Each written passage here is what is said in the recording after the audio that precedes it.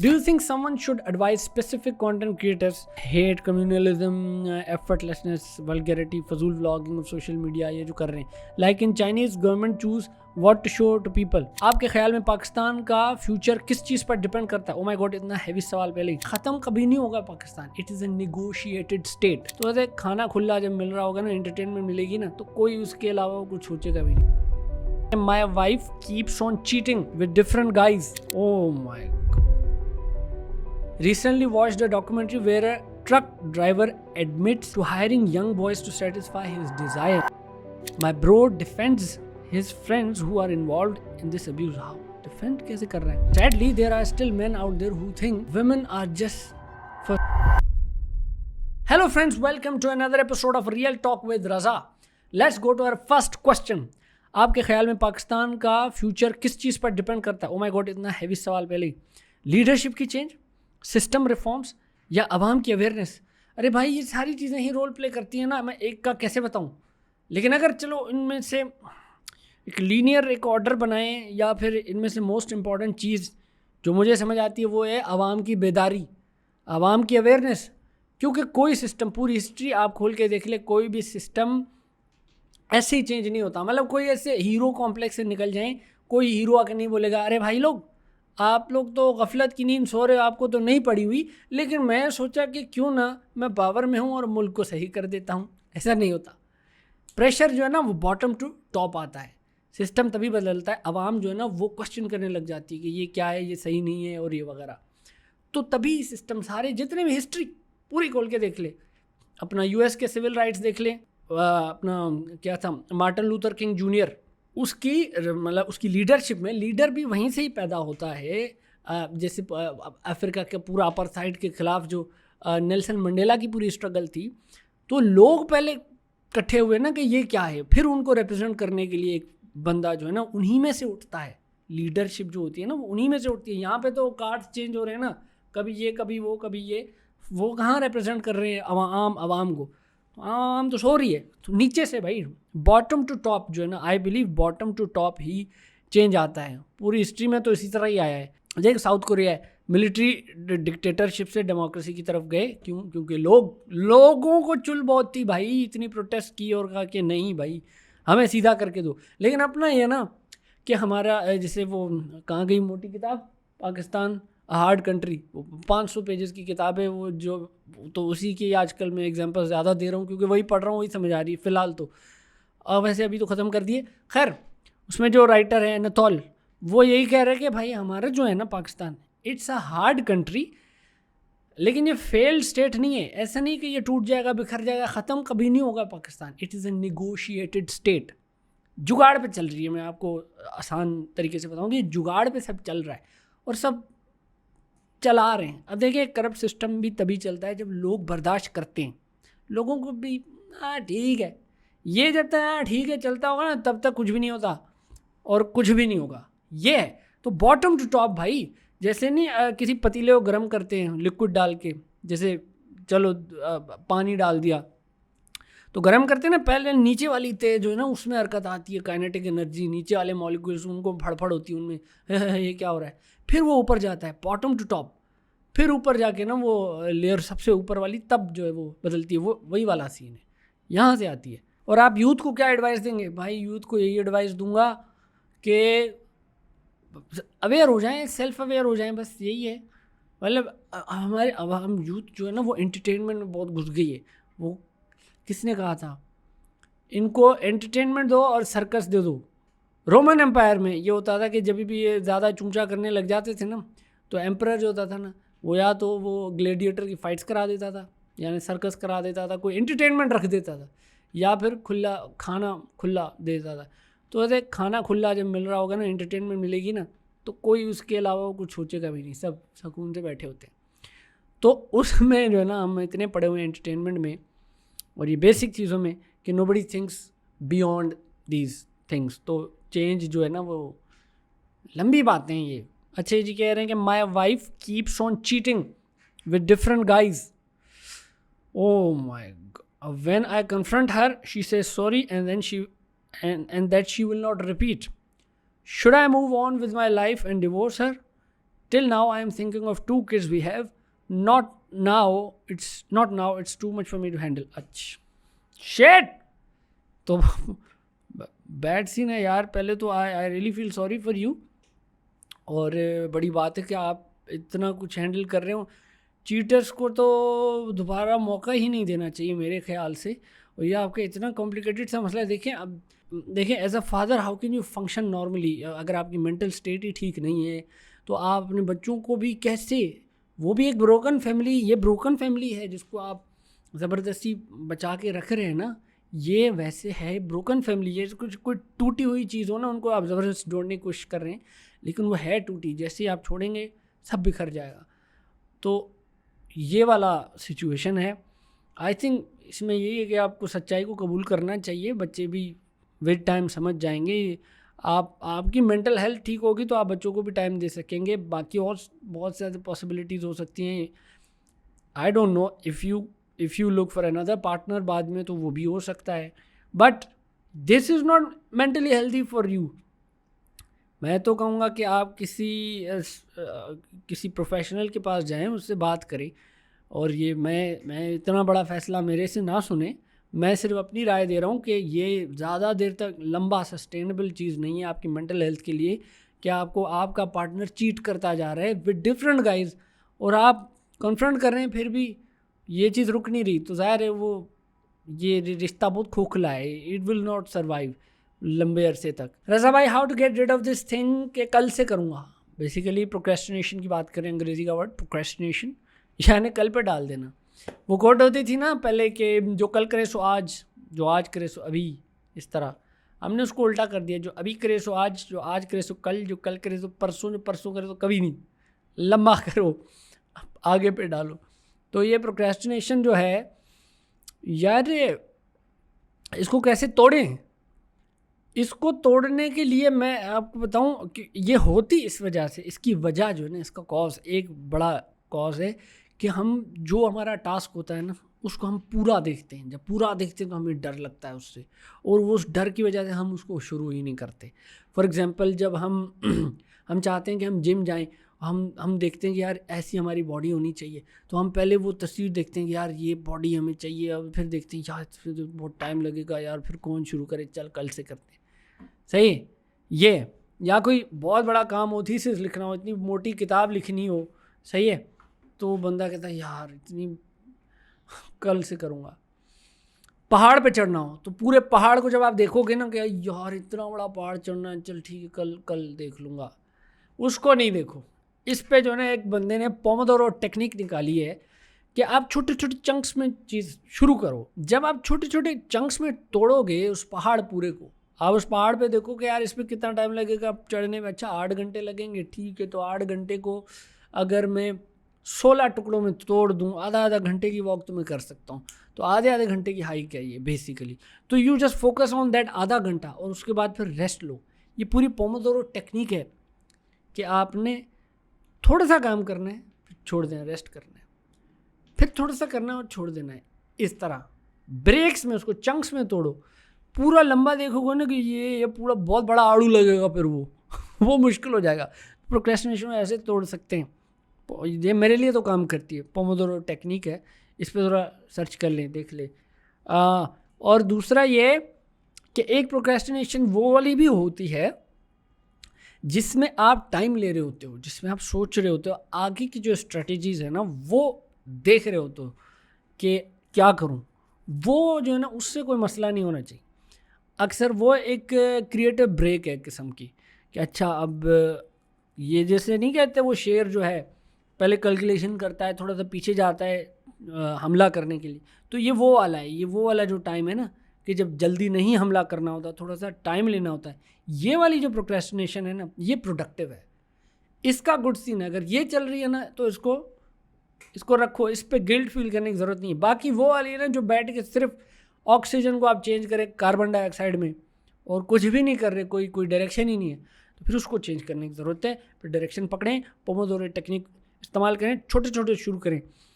1 घंटे की जॉगिंग नहीं कर सकते ना एक ही दिन में, कोई बात नहीं, 5 मिनट की वॉक से शुरू करें, ऐसे टूटती है. माई क्वेश्चन इज़ अबाउट बच्चाबाजी. Recently watched a documentary where truck driver admits to hiring young boys to satisfy his desires while on long trips, claiming that he can't keep his wife with him. The issue seems to be spreading from urban to rural areas, including my village. People in my village talk about it lightly, dismissing it as a normal problem. My bro defends his friends who are involved in this abuse. How? Defend कैसे कर रहा है? Or arguing they may need money and are not married. This situation is particularly distressing in a Muslim country. Even married and rich people are doing this. So what's the solution? अच्छा, ये जो है ना, अब इस पे मेरा तो दिल था एक दफ़ा मैं बोलूँ, सही टाइम आया था इसके बोलने का, लेकिन मैं बोला नहीं। वो था कि जब ऐसा ही सवाल एक लड़की ने किया था डॉक्टर जाकिर नाइक से, कि हमारा इलाका है, केपी का कोई इलाका था, I don't remember the exact city, लेकिन उसने यही कहा था कि कहने को तो हमारे इलाके में जो मर्द हैं वो बड़े मुसलमान हैं, वो 5 वक्त के नमाजी हैं और बड़े यानी कि सख्ती से रोज़े भी रखते हैं और सब कुछ रिचुअल्स तो पूरी सारी करते हैं, लेकिन ये है कि वो बच्चाबाजी में बहुत इन्वॉल्व हैं। वो ट्रकें चलाते हैं तो एक लड़का अपने साथ उन्होंने रखा होता है, उसके साथ फिज़िकल होते हैं, सेक्सुअल डिज़ायर्स अपनी पूरी करते हैं, बीवी उनकी घर पे होती है।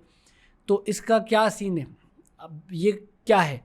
उसने पता कैसे जवाब दिया डॉक्टर जाकिर नाइक ने? उस बच्ची का सवाल टोटली डिफ्लेक्ट कर दिया, उसको शन कर दिया बच्ची को। उसको कहा कि why are you saying that they are Muslims?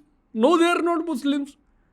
इस्लाम में तो ऐसा कुछ है नहीं, देयर इज़ नो होमोसेक्सुअलिटी, तो what you are saying it's totally wrong, they are not Muslim. अच्छा ठीक है भाई, वो नहीं Muslim according to your definition, वो नहीं मुसलमान, लेकिन उसके सवाल का क्या, उसका जवाब तो दे कि अब इसको कैसे तोड़ेंगे, क्या करेंगे, उसका जवाब तो दे। नहीं, टोटली डिफ्लेक्ट कर दिया सवाल को, बच्ची को डांटा है भी फजूल में कि तुमने उनको मुसलमान क्यों बोला। अरे भाई नहीं है वो मुसलमान, ठीक है आपकी डेफिनेशन के हिसाब से। What she was trying to say कि देखने में वो सारी चीज़ें कर रहे हैं जो इस्लाम ने कहा है, लेकिन उनकी ये दोगलापन है, तो ये कैसे ख़त्म होगा? जवाब तो दो। बच्ची को बिठा दिया और आगे चले गए। ये आदमी काफ़ी इस तरह करता है, खैर पॉइंट पे नहीं आता भाई इसका। ये एक तो जिन इलाकों में होता है, एरियाज़ में, वहाँ पे कानून कच्चा सा है, समझ रहे हो? मतलब अभी जिस तरह बलूचिस्तान में वाक़या हुआ, जो भी ट्राइबल एरियाज़ हैं, ज़्यादातर जो ट्राइबल एरियाज़ का मसला है वहाँ पे कानून कच्चे हैं। तो भाई कानून, हालांकि देखिए चाइल्ड अब्यूज़ के लॉज हैं ना, लेकिन इन्फोर्स कौन करे, कहाँ हो? यानी एक तो ये कि जो पावर में बैठे हैं they have to be strict on this.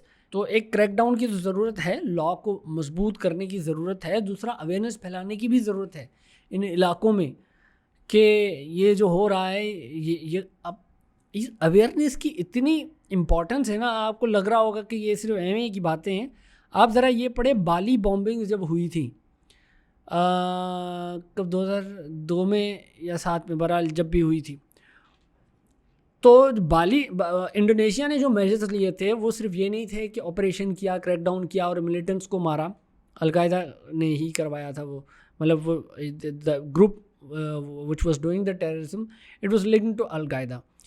तो उन्होंने सिर्फ ये नहीं किया कि ऑपरेशन किया, उनको मारा और ख़त्म कर दिया, सब कुछ नहीं। उसके साथ साथ जो जेल में जिनको पकड़ा गया, जिनको अरेस्ट किया गया, एक्स मिलिटेंट्स को, एक्स टेररिस्ट को, उन्होंने ब्रेन वॉश, जिस तरह हम कहेंगे ना, जैसे वो ब्रेन वॉश हुए हुए, तो उनको दोबारा एजुकेट किया है, रीप्रोग्राम किया है, सब कुछ अवेयरनेस फैलाई है और रेडिकलाइजेशन जो उसको ख़त्म किया है विद एजुकेशन। तो ये इतनी इम्पॉर्टेंट है। और अब देखें बाली, देखें कितना सेफ़ है, मतलब हर कोई आया होता है और इजी सीन है, टूरिस्ट घूम रहे होते हैं, कोई मसला नहीं। तो ये बहुत इंपॉर्टेंट है। सिर्फ जो है ना लाठी से भी मसले हल नहीं होते, लाठी बहुत ज़रूरी है, ऑपरेशन करने बहुत ज़रूरी है, ख़त्म करने ये कीड़े बहुत ज़रूरी हैं, लेकिन उसके साथ साथ उसका हल भी देना ज़रूरी है, क्योंकि फिर वो, अगर आपने ये सिर्फ एक चीज़ की ना, तो एक वैक्यूम बन जाता है, उस वैक्यूम को फिल करने फिर कोई भी पावर आ जाती है। तो ऐसा है कि पहले तो क्रैकडाउन होना चाहिए लॉ इन्फोर्समेंट की तरफ से, दूसरा एजुकेशन बहुत important. Let's go to another question. अच्छा जी, ये कह रही हैं, I am 23, not married yet, just living with my parents. But growing up in this kind of middle class family, I have seen enough to say this honestly: every woman should be independent before marriage. Because sadly, there are still men out there who think women are just for or free maids who work, clean and serve, who cook, clean and serve them. They don't see women as humans, just as something to use. I have seen this happen in my home. That's why I say to all women, please be independent before you get married, emotionally, mentally, and financially, so no man can control you or treat you like you are less. आपने ये सवाल नहीं किया, आपने ये एक statement दी है जिससे मैं एग्री कर रहा हूँ. बिल्कुल ऐसा है.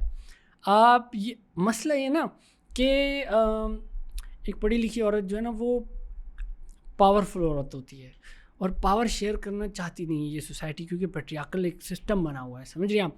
अफ़गानिस्तान जिसने अमेरिका को जलील करके भगाया, 20 साल ख्वार किया, उसको भगाया, कुछ नहीं हासिल हुआ उसको, दोबारा हुकूमत अफ़गानिस्तान में तालिबान की ही आ गई. वो डर किससे रहे हैं? औरतों से, पढ़ी लिखी औरतों से डर रहे हैं वो. इसीलिए एजुकेशन लड़कियों की बैन कर दी गई. उनको पता है कि मैं ये उनके स्पोक्स पर्सन की बातें बता रहा हूँ. बातें लिख जाएंगी तो वो रिवोल्ट कर सकती है, वो प्रोटेस्ट करने लग जाएंगी, वो हकूक़ मांगने लग जाएंगी, वो शोर करने लग जाएंगी. फिर उनको किस तरह से हम जो है ना दबाएंगे, ये मसला पड़ जाएगा. तो एजुकेशन सिस्टम ही बैन कर दो, जाहिल रखो, शऊर ख़त्म. तो ये है मसला है कि पावर शेयर करना नहीं चाहती एक पैट्रियार्कल सोसाइटी. पावर शेयर करना नहीं, इसमें कोई वो नहीं है, सरेंडर करने वाला तो है नहीं सीन. पावर शेयर करना ही नहीं चाहती दूसरे जेंडर के साथ, तो उसको सप्रेस करके रखा हुआ है और सदियों से इसी तरह चल रहा है. तो आप जो कह रही हैं बहुत इंपॉर्टेंट है, क्योंकि देखिए जब एक कोई भी औरत हो, मर्द हो, मुल्क क्यों ना हो, जब तक उसके पास पैसे नहीं होते उसकी सुनता कौन है दुनिया में? क्योंकि पैसे होते हैं तो पावर आती है. पावर आती है तो फिर आपकी दुनिया में से होती है, फिर आपका ओपिनियन मैटर करने लग जाता है कि हाँ भाई ये भी कुछ बोल रहा है, हाँ भाई तू क्या बोल रहा है, क्योंकि वो खेल सकता है ना, क्योंकि अब उसके पास पैसा है, पैसा है तो पावर है. तो जब आप फाइनेंशियली स्टेबल होते हो तो बेसिकली आपके पास पावर आ जाती है, which a patriarchal society is never willing to accept this model जहाँ पे वो पावर शेयर कर रहे हो विद अनदर जेंडर. ये है मसला. तो भाई बिल्कुल करें, अगर इसमें रेबल करने की बात है तो करें भाई. अब आप कमाएं पैसे, खूब कमाएं पैसे, फिर करें शादी और किसी के मोहताज ना हो आप. I am a 25 female. I am having issues with my father. I don't have much of social life. I freelance and make around $5,000 to $10,000 per month. ये बहुत अच्छी अमाउंट है यार. $10,000 पाकिस्तान में कोई लड़की कमा रही हो, लड़का भी कमा रहा हो, कोई भी कमा रहा हो, अच्छी अमाउंट है. Which is a big deal for my father. होनी भी चाहिए. Over time it feels he is only interested in the money. Oh, and doesn't want me to get married or do anything independently. He constantly tells me what he needs, sometimes very big things. अच्छा, just a few months ago I gave him $40,000. भाई साहब. Now he's saying he wants to build shops on one of his plots. He doesn't always directly ask for money, but when I refuse, he sometimes does. It's becoming really difficult for me. I just want to settle down, but I don't know any good guy to marry. And I'm lost about what to do with my life. Should I just keep financially supporting my father forever? He has no idea how I have started to feel. And I don't want to make him feel bad, but it's starting to feel like he sees me as property. ये तो अंदर से खाता जाएगा आपको. मैं भाई सीधा सच, ये गलत हो रहा है, गलत हो रहा है भाई. आप कौन भी हो, कोई भी हो, आपके साथ गलत कर रहे हैं तो you should stand for yourself भाई. और $10,000 आप महीना कमा रही है, आपको फिक्र नहीं होनी चाहिए. आपको जो है ना एक अच्छी, एक आपकी फाइनेंशियली स्टेबल लाइफ तो पाकिस्तान में रहते हुए इस अमाउंट में तो होती ही है. फिर आपके जो अब्बा, तो आपके यानी कि रिश्ते की जो बात थी, तो उसमें कोई जल्दी ना करें. रिश्ता तो मिल जाएगा आपको, हो जाएगा और अच्छा हो जाएगा. और ये भी है कि आप, और इसको छोड़ना नहीं आपने, क्योंकि आपका फाइनेंशियली इंडिपेंडेंट रहना बहुत ज़रूरी है. उसी की वजह से रिश्ते आते हैं, फिर वो वाली लाइन भी वो कटवा देते हैं कि नहीं नहीं बस सबके कमा तो रहा है मियाँ, तो ये नहीं काटना. ये तो हमेशा रहेगी, रहनी चाहिए जब तक पॉसिबल हो. बहरहाल it again depends on you. But ये है कि जो अब्बा आपके आपसे $40,000 पहले भी ले गए हैं और अभी भी उनको समझ नहीं आ रहा, एक्सपेरिमेंट कर रहे हैं बेसिकली आपके पैसों के साथ, तो this is totally wrong. You should talk to your father. और नो करना सीखना बहुत ज़रूरी है। There is no other way भाई। आप एक्सप्लॉयट हो जाओगे, दुनिया बहुत कुत्ती चीज़ है, एक्सप्लॉयट मत हो। नो करना सीखना पड़ेगा, जितने भी आपके क्लोज रिश्तेदारों कुछ भी हो, अगर आप, क्योंकि ये आपको ड्रेन कर रहा है, आपकी मेंटल एनर्जी ड्रेन हो रही है। आप ऐसी चीज़ें अगर लंबे अरसे तक रहें तो वो डिप्रेशन में चेंज हो जाती हैं, अलग एक मेंटल इलनेस शुरू हो जाए। तो भाई उस नौबत पे चीज़ों को आने ही मत दे। जितनी भी कड़वी चीज़ हो, सच कड़वा ही होता है, तो उसको फेस करें। टॉक टू हिम, ज़ाहिर है ऑब्वियसली नाइस तरीके से बात करें, लेकिन बात करें। बोले कि ये मैं हमेशा ऐसे हर वक्त तो नहीं कर सकती।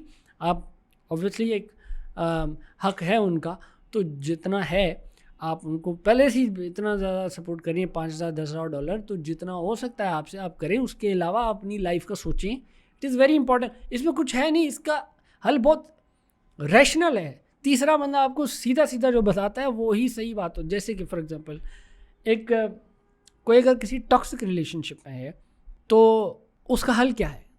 उस टॉक्सिक रिलेशनशिप का हल यही है कि उसको तोड़ दिया जाए। और तीसरे आदमी से जब ये कोई बात करता है कि यार मैं इस रिलेशनशिप में हूँ, आई एम नॉट हैप्पी, और तो अगला कहता है अच्छा इतना ही मसला है तो उसको काट दो। यही होता है रैशनल हल जो तीसरा बंदा बताता है, क्योंकि उसके इमोशंस नहीं जुड़े होते इसमें, तो वो हमेशा न्यूट्रल बात और रैशनल बात करता है, और वही सही होती है। लेकिन क्योंकि वो मुश्किल होती है, इसीलिए लोग ये कहते हैं कि भाई ईजियर सेड देन डन। बोलना आसान है, बेशक बोलना आसान हो, करना मुश्किल हो, लेकिन करना वही होता है। और कोई there is no other way. So you have to talk with your father also. Try के उनसे बात करें जिनकी आपके अब्बा जो हैं सुनते हैं वो किसी की। ऐसा होता है फैमिली में, पूरी डायनामिक्स होती है। देखें पावर ज़्यादा किसके पास है, उसके पास जाएं, उससे बोलें कि ये देखो ये क्या हो रहा है, क्या सीन है। अम्मा से बात करने ट्राई करें, तो सॉर्ट दिस थिंग आउट भाई, ये नहीं चलेगा। It is very harmful. I was in a relationship for 3 years during university, but she cheated on me despite all the promises we made.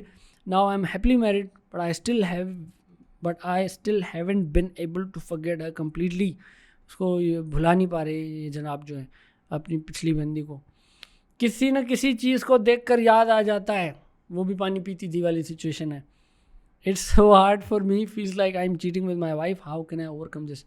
अब इसमें एक चीज़ तो मैं समझ नहीं आई कि आपकी शादी को कितना टाइम हुआ है। देखो जब ये रिलेशनशिप वाला सीन होता है जिसमें कोई आपको चीट कर दे, तो आप ज़ाहिर है टूट से जाते हो, और उसके बाद ये होता है कि आप वनरेबल हो जाते हो और ज़्यादा। तो अगर फिर उस टाइम में कहीं से आपको अटेंशन मिल रही हो और आपको वो केयर और प्यार मिल रहा हो जो आप मिस कर रहे थे लास्ट में, जो the one that didn't work out, तो उसका नेमुल बदल अगर मिल जाता है तो आप उसको अपना कुशन समझ लेते हो और वहाँ पर आप लेट जाते हो। तो अक्सर लोग इससे रीबॉन्ड रिलेशनशिप में भी चले जाते हैं, लेकिन वो भी गलत है। वो गलत इसलिए क्योंकि अगले बंदे को आपने कुशन समझ के आप उसको यूज़ कर रहे हो, बेसिकली उससे आप प्यार नहीं करते, आप उसको यूज़ कर रहे हो एज अ कुशन। तो रीबॉन्ड रिलेशनशिप का ये सीन होता है कि आपने कहा यार आप अटेंशन दे रहे हो, चलो आओ ज़रा मेरे लिए टेक लगाओ, मेरे से बड़े मसले हुए, बट क्योंकि वो असल प्यार पे नहीं जुड़ा होता तो वो दूसरे बंदे के लिए मसला है जो आ रहा है आपको अटेंशन। तो अक्सर लोग ये भी करते हैं कि अगर दूसरे रिलेशनशिप में नहीं जाते तो शादी कर लेते हैं। शादी ठीक है, ये रिबॉन्ड के बदले में शादी हो गई, विच इज़ गुड, लेकिन ये है कि फिर अभी आपको जो यादें सता रही हैं वो सताएंगी, वो होगा।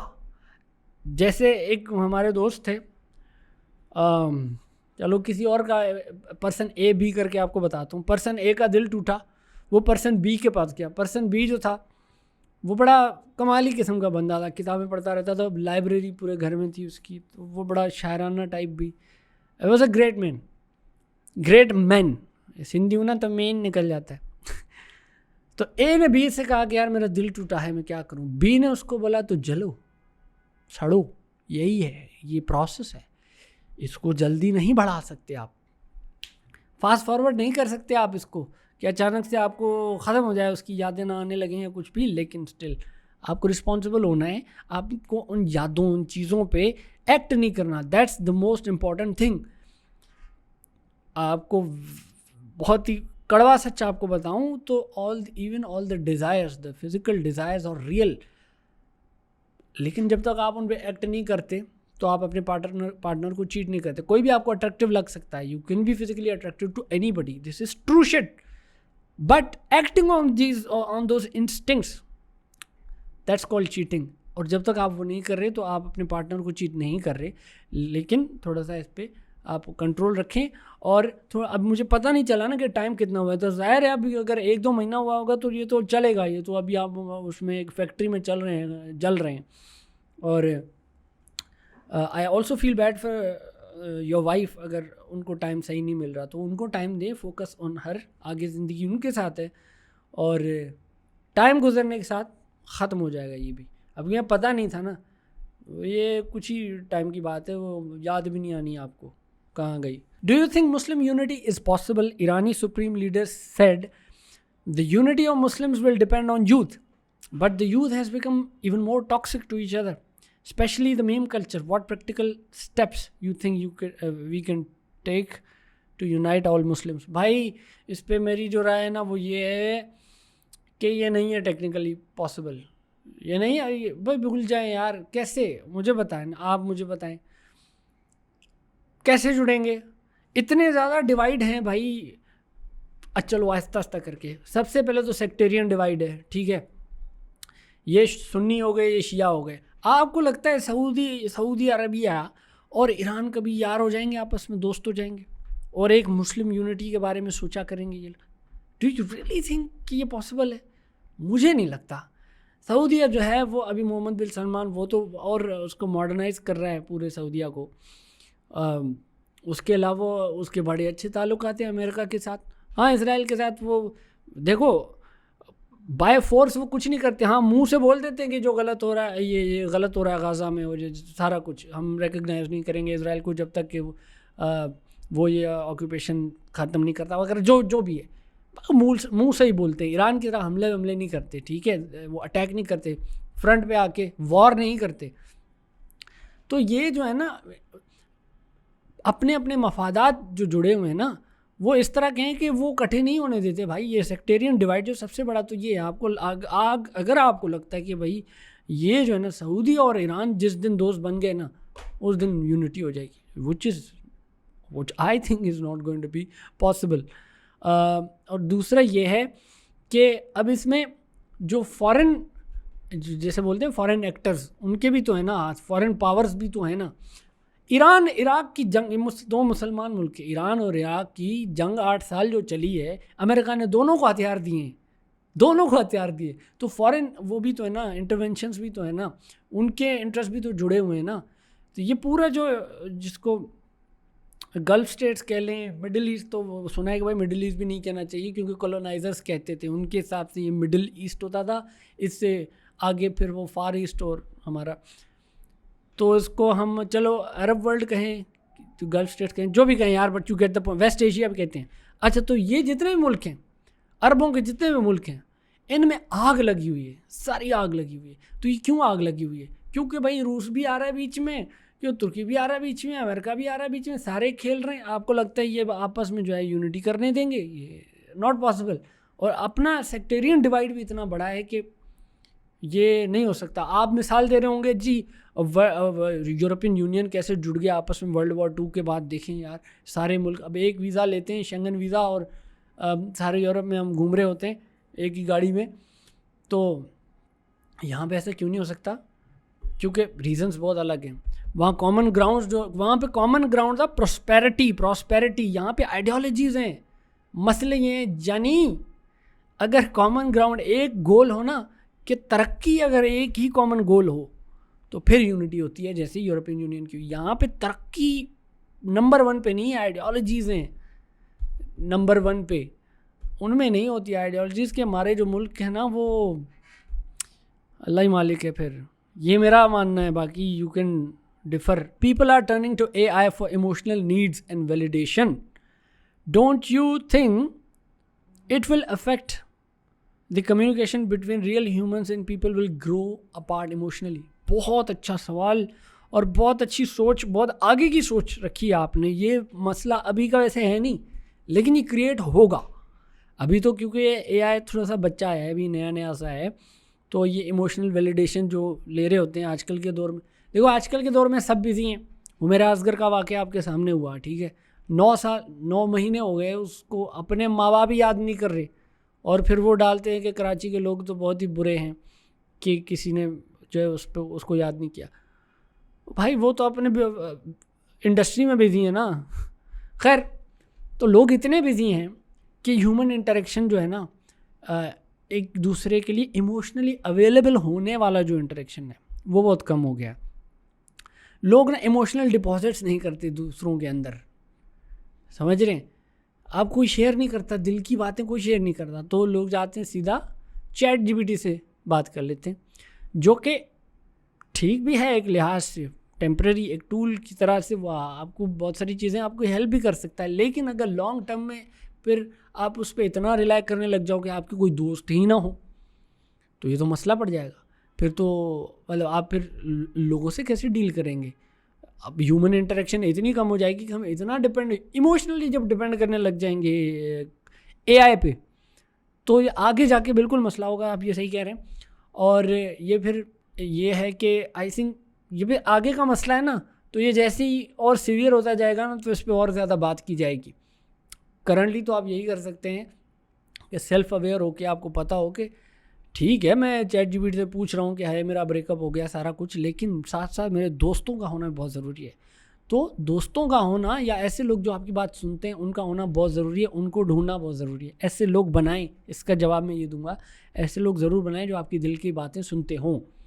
This is the most important thing. फिर आप ठीक है पूछ लें चैट जीपीटी से भी, फिर वो उसी चीज़ों को फिर अपने दोस्तों से बात करेंगे। यार जैसे मैं अक्सर करता हूँ, यार चैट जीपीटी से पूछा था, उसने तो ये कहा था। उस पर फिर इंसान जो है ना वो अपनी राय अलग से, दोस्त जो होते हैं वो अलग राय देते हैं, वो आपको चपेट भी मार देते हैं और आपको हकीकत मुंह पे मारते हैं। एआई वो नहीं कर सकता, ये है। तो या सेल्फ अवेयरनेस और दोस्त बनाओ। व्हाट्स विद द डॉक्टर बहू madness, I can't even feel sincerity of people approaching me any more. मुझे लगता है ये डॉक्टर बहू होंगी, इसलिए डॉक्टर होंगी और बहू बनने के उसमें चल रही होगी जंग इनकी कि बहू बनना है कि नहीं बनना। अच्छा, डॉक्टर बहू का वही है सिंपल, अभी जो हम बात कर रहे थे, डॉक्टर बहू की तो ख़ास तौर पे डिमांड इसलिए नहीं है क्योंकि वो भाई अपना इंडिपेंडेंट होगी, कमाएगी और डॉक्टर होगी, और नहीं ये नहीं। उसकी नीड इसलिए, डिमांड इसलिए है कि उस बहू को कभी भी कॉल आ सकती है ना दूर के रिश्तेदार की, है जी हमारे बच्चे को पेचस हो गई है, उसकी टटिया नहीं रुक रही, तो क्या दवाइयाँ दे दूँ। मोहल्ले के, अब मोहल्ला कह रहा हूँ, अपने ख़ानदान के लिए जो है ना, ऐसे डॉक्टर बहू वो मुफ्त में प्रिस्क्राइब कर सकती है चीज़ें। आपसे ये फ़ायदा चाहिए पूरे ख़ानदान को, उनको किसी डॉक्टर के पास जाना नहीं होगा। और अब डॉक्टर, एक तो डॉक्टर पे भरोसा करना भी जो है ना आजकल बड़ी चीज़ हो गई है ना, तो अपनी ख़ानदान की एक डॉक्टर बहू है तो वो जल्दी थोड़ी बोलेगी कि ऑपरेशन करना पड़ेगा, वो कुछ तरीका बताएगी, तो क्योंकि बाकी तो लूटेंगे ना। तो ये है, उनको फ्री में एक डॉक्टर मिल जाएगी घर में, और कुछ और कौन सा, देखो ये एक वो है ना जॉब जो उनके काम आ सकती है, ख़ानदान के काम आ सकती है। दूसरी क्या काम आ सकती है, अगर आप फॉर एग्जांपल क्या स्पेस साइंटिस्ट हैं, तो ख़ानदान में आपका क्या काम है, आपका क्या काम है ख़ानदान में एक स्पेस साइंटिस्ट लड़की का क्या काम है। उससे कोई इमीडिएट कोई फ़ायदा ले सकता है ख़ानदान वाले ने, क्या जॉइंट रोल कराएंगे क्या उससे खला में जाने के लिए नहीं ना। या वैसे भी एक इलेक्ट्रिकल इंजीनियर है, क्या वो मतलब स्त्रियाँ ठीक करेगी, कोई इमीडिएट यूज़ नहीं है उस बहू का। लेकिन डॉक्टर बहू का है, समझो आईटी प्रोफेशनल हो, उसका क्या यूज़ है, ख़ानदान के अंदर क्या यूज़ है, वेबसाइट बना के दो दीदी, नहीं ना। लेकिन अगर वो डॉक्टर बहू है तो फिर कॉल पे कॉल आ जाएगी, हमारे बच्चे को ये पोटियाँ हो गई हैं, हमारे बच्चे को ये हो गया, क्या करूँ है, ये इसलिए डिमांड है। I want to read something spiritual related to Sufism, can you suggest me any book और एनीथिंग। देखिए आई डोंट, बहुत माजरत से और तमीज़ और तमद्दुन के साथ मैं आपको बताना चाहूँगा कि मैं सूफीज़म नहीं पढ़ता। मैंने लास्ट बुक पढ़ी थी ये क्या थी वो, बहुत मशहूर 40 रूल्स ऑफ लव, एलिफ शफ़क़ की, वो मैंने लास्ट पढ़ी थी। लेकिन उसके बाद मैंने वो, मुझे भी उसमें एक करैक्टर था, अब वो देखो ना, एक उसमें करैक्टर था, वो अल्लाह की मोहब्बत में निकल जाता है बस, और उसकी बीवी जो है अपनी बीवी को टाइम ही नहीं देता। वो बीवी उसकी वो चाह रही होती है कि हमारा कोई फिज़िकल ताल्लुक भी एक चीज़ होती है वो बने, ये उसको टाइम ही नहीं दे रहा होता। बीवी इसकी बेचारी वहाँ पे एक प्रोस्टिट्यूट जो होती है उससे सीख रही होती है कि मुझे बताओ कि मैं किसी तरह अट्रैक्टिव हो जाऊँ, इसके लिए फ़िज़िकली क्या करूँ, कोई गिमिक्स बताओ मुझे सेक्सुअल कोई, कि इसको ना मैं आकर्षित कर लूँ अपनी तरफ, because he is not interested in me. वो इतनी मेहनत करती है यार, सोचें यार, दिस कितनी सैड बात है यार। ये आपकी बीवी ट्राई कर रही हो कि यार ये बंदा आ जाए मेरी तरफ, और वो प्रोस्टिट्यूट से सीख रही है, वो उसको सिखाती है ये चीज़ें, ये जाती है, करती है, सब करती है, बाल वैसे बनाती है, सेटिंग वो सब कुछ करती है। लेकिन ये बंदा क्या पता क्या बोलता है नहीं, मैं तो तुम्हारे करीब नहीं आ सकता, मैं वज़ू में हूँ और मैं अल्लाह की राह पे निकल चुका हूँ, तो मैं तो जा रहा हूँ बस, अल्लाह अल्लाह अल्लाह करके वो निकल जाता है। अरे यार ये आई डोंट अंडरस्टैंड ये वाला जो है ना फ़कीरी और ये वो, कि आप हुकूकुल इबाद जो हैं आपके, जो अल्लाह ने आपको काम दिए हैं, आपने दुनिया में रिस्पॉन्सिबिलिटीज़ के साथ भेजा है। ऐसा नहीं कि आप बस जो है वो एक टकरी पे बैठ जाएं ऊपर किसी हिल पे जाके और बस वहाँ पे अल्लाह अल्लाह अल्लाह अल्लाह करें। भाई आपकी ज़िम्मेदारियाँ हैं यार, आपको आपको आपको देखना है आपके घर वालों को, आपको अपनी बेगम को हेल्प करना है। ज़िंदगी आपकी मुआशरती एक सोशल लाइफ है भाई, उसको काट के मुझे नहीं समझ आता। बुद्धिज़्म में भी यही कॉन्सेप्ट है, मुझे ये नहीं समझ आता। उसमें और भी है कि अपने डिज़ायर्स से को खाली करो और ये सारा, आई डोंट बाय दिस, ठीक है। लेकिन तो इसलिए मैं ये सूफिज़म वाली बुक्स नहीं पढ़ता, लेकिन लोग पढ़ते हैं, ठीक है। और ये भी एक अच्छी बात मैं ये बताऊँ कि जो पढ़ते हैं बहुत ज़्यादा सूफिज़म की किताबें, वो बड़े पीसफुल से लोग होते हैं, हार्मलेस से लोग होते हैं, किसी को नुकसान नहीं दे रहे होते, तो वो एक अच्छी बात भी है। बाकी आपकी राय है, बहुत सारी चीज़ें हैं इसके अंदर भी फ़िरका वारियत है और ये वो, I don't want to go in those details, but I don't read इस वाली बुक्स। आपने राय मांगी तो मैंने दे दी। I'm a 24 years old guy. I started my job during 19, although I grew in it, earning good, that we eat good and living a better life than most of the people out there, alhamdulillah. But the thing that is hindering to get financially stable, in which I am planning to start a business that is risky, and I am a sole earner. I have to take care of my family every month. I have to give a certain amount at home, which I won't be able to do if I start my business. I cannot think of myself. I have to get married eventually, but before that, I want to have my own house.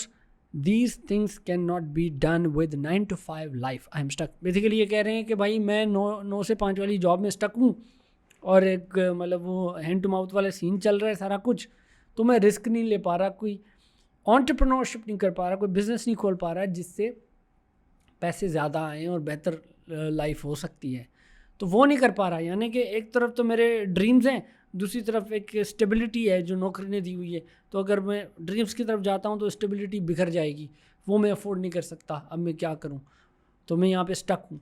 तो ऐसा है कि आपको कौन कह रहा है कि आप इधर या उधर चल जाओ तरीके से।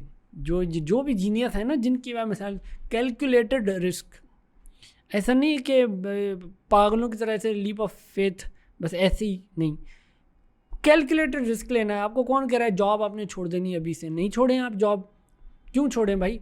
इतनी मिसालें मैं आपको दे सकता हूँ अपनी सोशल लाइफ के लोगों से। फॉर एग्जांपल मैं आपको देता हूँ अपनी दोस्त की मिसाल दूँ, ताबिश हाशमी की, ठीक है। वो एंटरटेनमेंट इंडस्ट्री में आ गए, लेकिन वो जॉब नहीं छोड़ी थी। जॉब उन्होंने तब छोड़ी जब उनको लगा कि हाँ अब जो है ना ये एक फाइनेंशियल एक करियर है मेरा, बन सकता है इस इंडस्ट्री में एंटरटेनमेंट की, तब उन्होंने जॉब छोड़ी। और he is vocal about that, तो इसलिए मैं शेयर कर रहा हूँ। तो इस तरह करते हैं भाई, एक कैलकुलेटेड रिस्क लेते हैं कि हाँ जी ये अगर जाएं तो पूरे लुट ना जाएं, हम बर्बाद ना हो जाएं, सारे अंडे नहीं डाल लें एक बास्केट में। तो आप स्टार्ट विद स्मॉल। आपको जो करना है, जो भी बिज़नेस करना है, छोटे से शुरू करो, ऐसे छोटे से कि जो आपको हर्ट ना करे, जिससे आप बिखर ना जाएं, सड़क पे ना आ जाएं। और दूसरा ये कि कोशिश करें आगे जो अगर नुकसान हो तो उसका जो ना बैकअप बचा के रखें किसी तरह। आगे कोई 6 महीने का आपने जब कर लिया हो ना जमा, फिर थोड़ा सा रिस्क लेने की कोशिश भी करें, ये भी ज़रा ट्राई करें। तो पूरे अंडे नहीं डालो, आराम से सब्र से आहिस्ता आहिस्ता एक ट्रांजिशन फेज से गुजर के जाओ, ऐसे नहीं ये तो वो, ऐसे नहीं। How do you think the future generations will survive? Our attention spans are low IQs, no planning for education systems. The preference of Gen Z are confusing. Honestly, I'm so confused. How will people survive in 2070s? Any book recommendation? 2070 के लोगों की आपको tension पड़ी हुई है तो tension वाकई genuine. और ये सच बात है कि IQ जो है वो लो होता जा रहा है लोगों का, उसके साथ साथ टेस्टोस्टेरोन भी लो हो रहा है, और ये रिसर्च है। टेस्टोस्टेरोन का तो ये सीन है अभी कि अभी अगर मतलब ऐसा है कि आधा हो गया है तकरीबन 1970s से लेके अभी तक कोई 50% उसमें कटौती आई है। यानी ये समझें आप सिंपली कि एक लड़का जो 25 साल का है और जो उसमें लिबिडो है, उतना लिबिडो 70s के टाइम में एक 50 साल के मर्द का होता था। Can you imagine? और ये सारा कुछ लाइफस्टाइल की वजह से। खैर अभी हम वो लिबिडो वाले और उस पर नहीं जाएंगे, वरना फिर आप सारे शिलाजीत खाने लग जाएंगे। लेकिन दिस इज़ ट्रू, IQ भी जो है ना वो भी नीचे होता जा रहा है। उसकी वजह ही अटेंशन स्पैन की कमी, जो डोपामिन हिट्स हमें क्विकली मिल रहे हैं फ़ोन पे, टा टा मज़े आ रहे हैं, जंकी हो रहे हैं हम। ये नशे से कम नहीं है, इसको लिटरली कंपेयर किया गया है कोकेन की एडिक्शन से, इसकी स्क्रोलिंग की। तो इसकी वजह से IQs लो हो रहे हैं। और बिल्कुल अब लोग किताब भी नहीं पढ़ पा रहे, इतनी बैठ ही नहीं पा रहे ना, बोर हो जाते हैं जल्दी। 5 मिनट नहीं बैठ पा रहे, बोर हो जाते, किसी भी चीज़ को 5 मिनट तक फोकस ही नहीं कर पा रहे। तो ये तो है, बिल्कुल है। अब ये कह रहे हैं कि आगे क्या होगा फिर, लेकिन ये कि देखो फिर हर चीज़ के वो होते हैं ना, अच्छाइयाँ बुराइयाँ भी होती हैं। इनमें अच्छाइयाँ फिर ये हो रही है कि वो मल्टीटास्कर बहुत अच्छे हैं। ये एक one of the good things इसके अंदर आ रही है, क्योंकि 100 चीज़ें कर रहे हैं तो वो ये है। बट ये जो आप प्रॉब्लम कह रहे हैं ना, आगे जाके ये बहुत ज़्यादा सीवियर होने लगेगी। अभी तो हम इसके असरात बिल्कुल देख रहे हैं, लेकिन आगे जाके बहुत सीवियर, ये ग्लोबल इशू हैं। ये जब ग्लोबल इशू उठेंगे ना तो फिर उनके सोल्यूशन भी कुछ आ ही जाते हैं। कोई टाइम को लेके फिर कोई वो रिस्ट्रिक्शन आप जो खुद कर सकते हैं, टाइम की रिस्ट्रिक्शन लगाएं भाई। जैसे मैंने इस पर लगाई हुई है, मैं दिन में 1 घंटे से ज़्यादा स्क्रॉलिंग नहीं करता, मुझे वो अलर्ट आ जाता है बस कि आपका स्क्रीन टाइम जो है ना वो हो गया है। ये भी होता है, तो खुद भी अपने पे चेक्स लगाएं, वरना बहुत बैड सीन है। Do you think someone should advise specific content creators hate, communalism, effortlessness, vulgarity, फजूल व्लॉगिंग, सोशल मीडिया, ये जो कर रहे हैं? Like in Chinese government choose what to show to people, brain rot content doesn't spread easily in China. बिल्कुल सही बात करें चाइना की आप, कि वहाँ पे ऐसे जो फजूलियात होती हैं ना वो नहीं आती सजेशन में, इतनी जल्दी नहीं आती। अब ये है कि चाइना की जो आप मिसाल दे रहे हैं, वहाँ पे तो जो पावर है वो डिसाइड करता है ना कि आगे क्या करना। वो डेमोक्रेसी तो नहीं है वहाँ, वो तो कम्युनिज्म है ना, तो ऊपर से हुक्म आता है और वो हर चीज़ पे चेक रखते हैं। अब लोग यहाँ पे करते हैं तनकीद कि है जी इस तरह से तो हमारी फ्रीडम ऑफ स्पीच वो ख़तरे में आ जाती है, सब भाई देखें। लेकिन it is working, communism is working for China. कितने पिछले 40 सालों में 800 मिलियन तकरीबन लोगों को गुर्बत से चाइना ने निकाला है।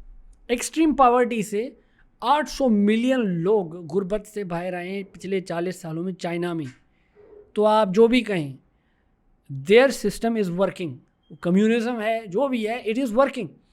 तो वो स्मार्टली कर रहे हैं, लॉन्ग टर्म विजन होता है उनका। ये नहीं सोचते कि भाई 3 सालों में हम कैसे फ़ायदा निकाल लें, वह एक ही है, वो चल रहे हैं। तो फिर वो लंबा सोचते हैं कि वो कुछ अगर करेंगे तो आगे 40-50 साल की प्लानिंग होगी, तो वो उनके लिए काम कर रहा है। और ये सही, कुछ चीज़ें हमें सीखनी चाहिए, बिल्कुल सीखनी चाहिए। और ये लेकिन क्योंकि हमारे इधर कहने को वो है डेमोक्रेसी, तो ये फिर वो शुरू हो जाएगा कि जी ये तो फ्री स्पीच हमारी बैन हो रही है। हु गेट्स टू डिसाइड कि क्या मॉरली ठीक है क्या नहीं है? ये भी है ना,